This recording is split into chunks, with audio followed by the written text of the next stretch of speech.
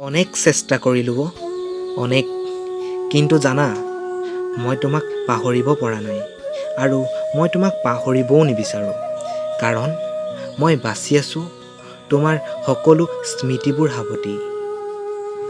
তোমাৰ মিঠা হাঁহিবোৰক মনত পেলাই আজিও মোৰ ওঠৰ কোণত হাঁহি ফুটি উঠে।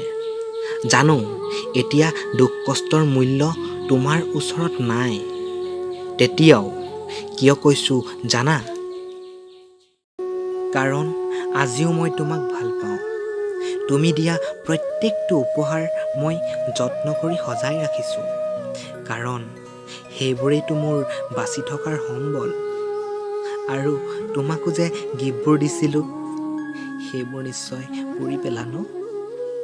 জানো সেইবোৰ হয়তো অলপ কম দামী আছিল, কিন্তু কি কৰিম কোৱা?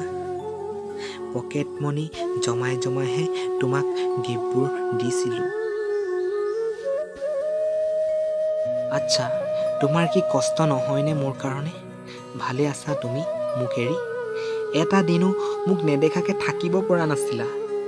সকলো সময়তে কথা ক'ব বিচাৰিছিলা, আৰু আজি ইমান দিন হৈ গ'ল, দম বন্ধ হৈ গৈছে অ'। কি কৰিম বুজিব পৰা নাই।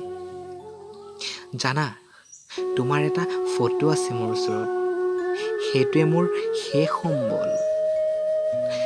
সমস্ত ৰাগ অভিমান তাইকে কওঁ, কিন্তু তাই কোনো উত্তৰেই নিদিয়ে। তোমাৰ দৰে কাজিয়াও নকৰে, কেৱল মায়াবী চকুলে একেৰাহে চাই থাকে মোৰ ফালে। মই হয়তো তোমাক বাৰী গাড়ী টকা পইচা একোৱেই দিব নোৱাৰিলোহেঁতেন। দিব পৰা যিটো আছিল সেইটো ভাল পোৱা, কিন্তু বাস্তৱটো অনেক কঠিন। সদায় ৰাতি তোমাৰ কথা মনত পৰোঁতেই বুকুৰ ভিতৰখন কিবা হু হুকৈ কঁপি উঠে। চকুৰ পানীক ক'ব লগাই নহয়, নিজেই নিজেই সৰি পৰে।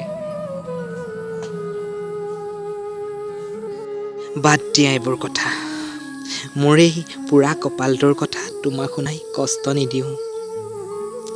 চিগাৰেটটোৱেই মোৰ সংগী, ৰাতিপুৱা গধূলি ওঠৰ মাজত তাকেই পোৱা যায় এতিয়া।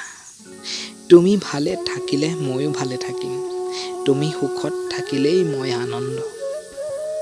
আচ্ছা, নতুন মানুহজনে কাজিয়া কৰে, গল্প কৰে তোমাৰ লগত? তুমি কান্দিলে চকু পানী মচি দিয়ে? আচ্ছা, সি কি মোতকৈও বেছি ভাল পায় তোমাক?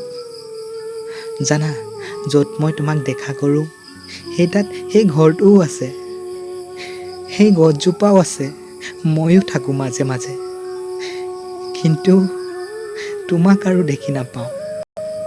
তুমিতো এতিয়া বহুত দূৰ গুচি গ'লা। মাজে মাজে তোমাক খুব চাবলৈ মন যায়, খুব কথা ক'ব মন যায় তোমাৰ লগত, কিন্তু কি কৰিম কোৱা?